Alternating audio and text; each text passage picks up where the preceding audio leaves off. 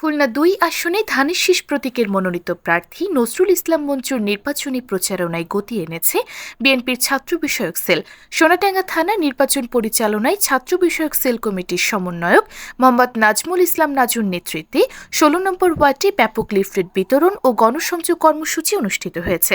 বৃহস্পতিবার সন্ধ্যায় বয়রা জলিল সরণি রোড হয়ে আজিজের মোড় পর্যন্ত চলে এই প্রচারণা, যেখানে স্থানীয় সাধারণ মানুষের মাঝে মঞ্জুর নির্বাচনী বার্তা পৌঁছে দেওয়া হয়।